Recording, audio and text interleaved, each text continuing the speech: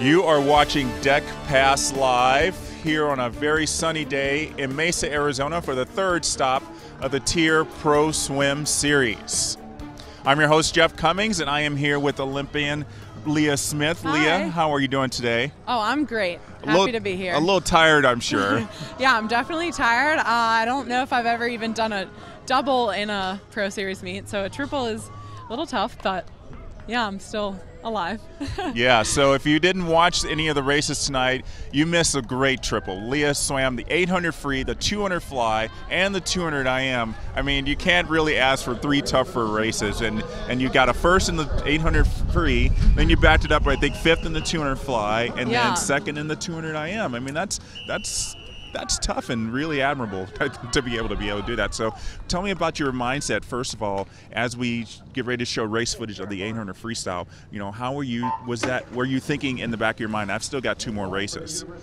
Yeah, so I think I talked with my coach before finals, and he said he wanted me to get experience swimming where I'm sort of in an uncomfortable position where I know that I might be tired and I know that I might have races left. And I think that can really only help me, especially as I try to expand my international events to doing the 4IM and doing other races. So we're looking at you there. You didn't look like you were extremely tired, and I know the time, was average. Yeah, pretty average. And you won by 15 meters over Ashley 90. So obviously it was very comfortable. You didn't have to feel like you were really going to push yourself.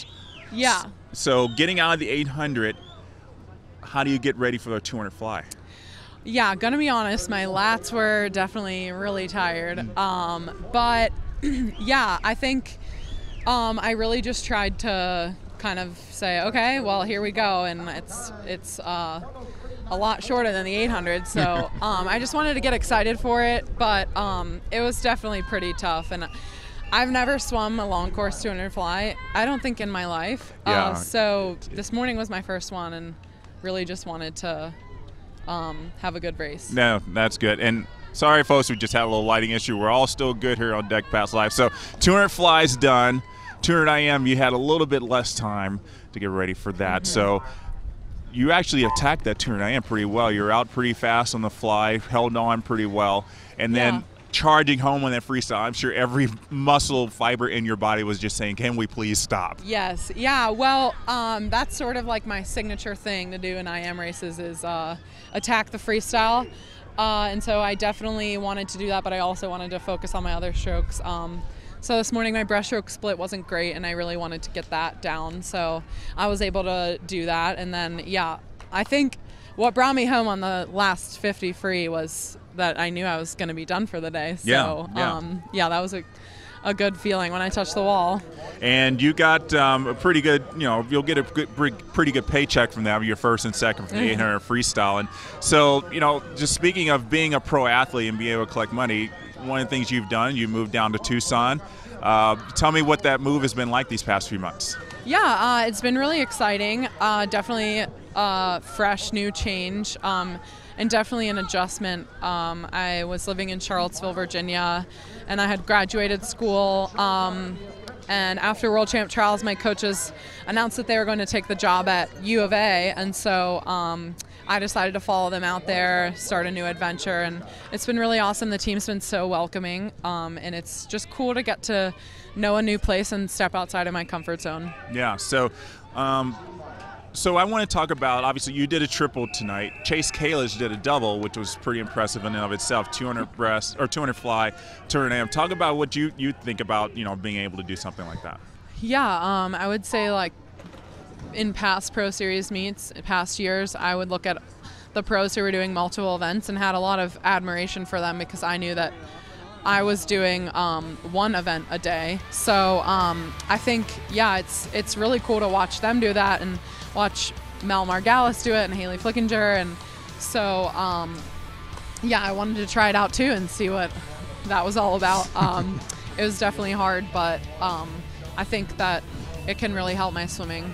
Yeah, and then another person who was swimming really well, Mallory Comerford in the 100 free. Yeah. Just kind of thinking about the 100 freestyle, one of your people that you race against all the time, Katie Ledecky, she's gone down to the 100 free as well. Is that something maybe you want to try out to see what your strengths might be in the 100? Potentially. I just don't know if it would fall on a day where it would be convenient for me to swim it, but and I also don't know if I have the fast twitch to be super competitive at it. I don't really have like the greatest kick in the world, so there's a lot of things I would have to work on to be competitive in that event, but it still excites me that there are events that I don't think I've reached my full potential in, and I definitely think, I mean, I've never done the 100 free. I haven't done the 100 free tapered in probably 4 years, so my best time in the 100 free is from Mesa last year.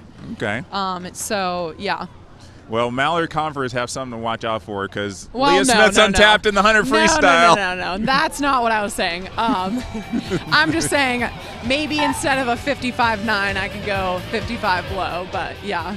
Yeah, so we're looking at Mallory Comerford in the 100 freestyle. She's, I mean, as you were saying, you definitely have to have that fast twitch muscle to be able to do something like that. I mean, when you obviously, you've trained in the same pool as sprinters. Do you ever look at them and say, do you ever challenge them to be able to do a distance race? From the 100 guys to be able to do something like the mile?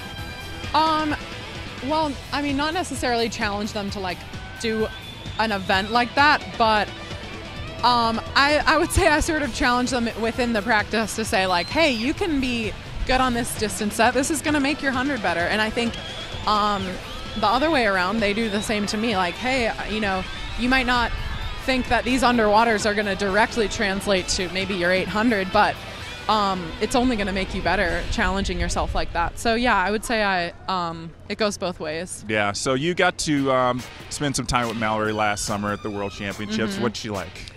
She's awesome.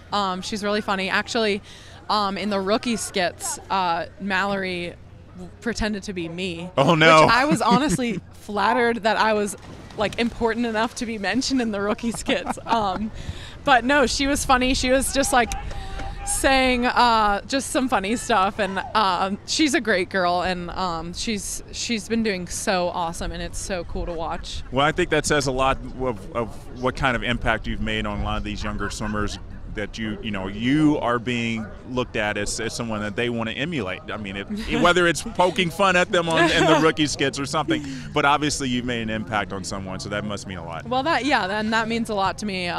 But yeah, I mean, and it goes both ways. I think some of the younger people, they're so energetic about swimming and they just love it so much that I try to really harness that too when I'm going to big meets, and it's really cool to see their excitement about the sport, and like to see people make teams for the first time. It really shows you like a pure love for the sport, which I think is really important. Yeah, and then obviously from somebody like Mallory, who was a veteran, to people like Nathan Adrian, who won the 100 freestyle rather handily. We're going to look at a little bit of highlight of his race here.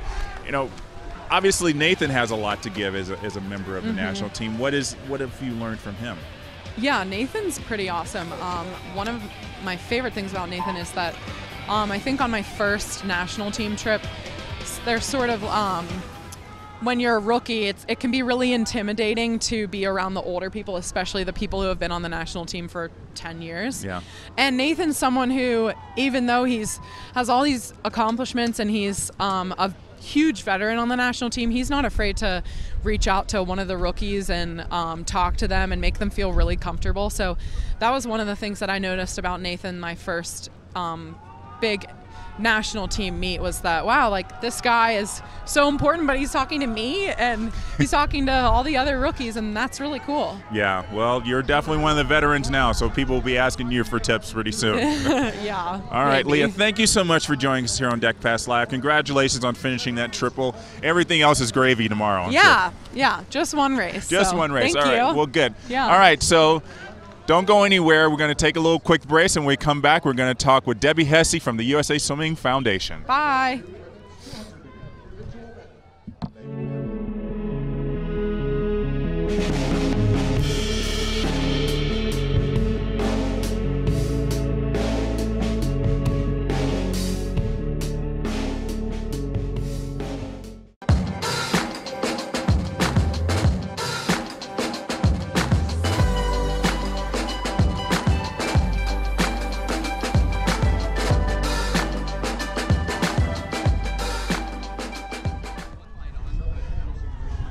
All right, we're back here at Deck Pass Live here at the Sky Island Aquatic Center, and I said before the break where you'd have Debbie Hesse of the USA Swimming Foundation. We got a special guest, Rowdy Gaines, who just got up from announcing all the races here from finals. He's also got a connection with the USA Swimming Foundation, Make a Splash. He's one of the ambassadors. So, Rowdy, what's it been like to be able to go across the country and talk about this message of getting kids in the water and making them feel comfortable around it? Well, Jeff, I think you know the passion I have for the sport in general, and it literally breaks my heart. I mean, my heart is broken every time I read about a drowning, because I think you and I know, and Debbie and I know, the fact that it is so preventable. That's why I get around people, and a lot of people will say accidental drowning, and it's not an accidental drowning, because accidents means that it couldn't have been prevented, and it is preventable, and that's why it's been such a great thrill for me to be an ambassador of the USA Swimming Foundation for so many years, because that's what we try to do. We try to preach that message of swimming lessons literally save lives, and that, you know, that we want to have this goal of being able to be nationwide, to be in every state that our Make a Splash initiative is in, and to tell people that it is possible to save your child's life, at least from a formal swimming lessons standpoint, that it's been proven that it literally saves a kid's life. So for me, it's a big thrill to be a part of it. A small part, but a big thrill. So it's not just saving one kid's life, Debbie. In 2017, this is an amazing number. 1 million kids served through Make a Splash. I can't wrap my head around that number. What was it like for you when you got that detail and said, we helped 1 million kids? Well, I remember when we set the goal in 2014 and there were 600,000 children going through our program. We said, we want to set an ambitious goal that people would want to become involved with what we're doing. And so we said 2017, 1 million kids. And it's really due to the work of our Make a Splash local partners that are out there. We have 850 of them around the country. And they are really the ones doing the work. They're in their communities. They're getting kids into swimming lessons. And they're teaching kids to swim. And we're avoiding the tragedies because those kids can swim that Rowdy was talking about. Yeah, it's just absolutely phenomenal that, you know, even just one kid, you know, just get one kid in a swim lesson, and you know, that one kid takes a lesson, he'll tell his friends, I'm getting a swim lesson with me, and then it just kind of snowballs from that. I think that's why it's continuing to grow every year. It's definitely changing, and I think one of the things we're really excited is we did a study in 2010, then we did another one in 2017, and we found out that the numbers of people that are learning to swim is improving, especially as it comes down to diversity. So our numbers went from 70% of African Americans that couldn't swim down to 64%. That's good. From 60% of Hispanic Latinos down from 60% down to 45%. So and we're looking at some of these kids that that are getting their swim lessons here. I mean, look at that. Cullen Jones, who's been the face of Make a Splash since the very beginning. I mean, look at that. He's the little girl on her hips just having a blast. I bet you when Cullen walks in, they are smiles from ear to ear. So that's what's so great. So we're going to be doing our Make a Splash tour presented by Phillips 66 this year. We'll be in 4 different cities: Washington, D.C., June 1st and 2nd. We'll be in Seattle with Nathan and with Cullen and Rowdy and Missy Franklin, and then we'll be in Seattle with well, first June 4th in Seattle with Nathan, Adrian, and Rowdy, and then June 6th in San Francisco with Brian Murphy's going to join us. Fantastic. We'll have Rowdy and Cullen, and then on June 13th we'll actually be in Orlando, Florida, working with Rowdy's YMCA down there. That is fantastic. That is really good. So 6 million children, I was talking about 1 million children in 2017, but 6 million children have Make a Splash, and I got to say, you know, I'm proud to have kind of contributed a little bit of that since we became a local Make a Splash partner last year with my swim school, and I could really see that impact. But you know, when you set out to make these goals, I mean, you were an athlete. I mean, you know that you kind of sometimes you want to set a goal that you may think is unattainable, but you work hard to get it. So, you know, was it one of those goals that you maybe thought, maybe a little bit unattainable, but we're still going to work at it? Yes, but at the end of the day, we don't want another child to drown. Sure. I was just at a conference last week where there were parents of children who had drowned, all due to different reasons, and it just re-inspires and reinvigorates why we're doing what we're doing, because we never want to see that report that comes up and says another child is drowned that day. Yeah. And you know, it's so easy. It's teaching your kid how to swim. And you know, the USA Swimming Foundation, we're the philanthropic arm for USA Swimming. It's all funded by donors and sponsors and people that really want to help make a difference in the lives of these kids. So Yeah. we're very blessed that we have so many wonderful people. The foundation had its best year last year, so we're from a financial standpoint. So we want to thank all the donors and sponsors, because we honestly couldn't do it without them. Yeah, and you guys are definitely putting in the hard work. You as an ambassador, you as the CEO, I know you guys are just putting in the work every day. And us on the ground as local partners, we're putting in the work every day to make sure it goes through. So all of you guys who are in all those cities that Debbie mentioned, please go and be a part of the Make a Splash programs. Rowdy's going to be there. Cullen, Nathan, Ryan. I mean, you can't go wrong. You're going to get autographs and meet Olympic champions. I mean, I'm a little jealous that you guys are going to be meeting them. So make sure you go to that. So, guys, thanks so much for joining us. I really appreciate Thanks it. so much for being a Make a Splash local partner, and thanks for having us spread our message. See you in the pool at 1 o'clock tomorrow. Awesome. Looking forward to it. All right, so that's going to do it for tonight's Deck Pass Live. Be sure to join us tomorrow. This is going to be a really fun one. We got Lenny Kraselberg, one of the captains of the swim squads. He's going to talk about his swim squad and kind of what he's been up to lately. And then you definitely do not want to miss the mystery medley. If you didn't see it in Austin at the Pro Swim Series there, what they're going to do is eight men, 8 women are going to walk out to the blocks. They're not going to do a 200 IM in the regular order. They're going to not know what their order is. They're going to shift the order, and they're not going to know till before the race, and they have to swim that order. It makes for a very exciting swim. We're bringing it to you exclusively on Deck Pass Live, so definitely don't miss that. And we're going to talk to the winner, and we're going to recap this meet, and we're going to wrap it up from that. So thanks again, everybody, for watching. My thanks again to Lea Smith. My thanks to Debbie Hesse and to Rowdy Gaines for joining us, and we'll see you guys tomorrow.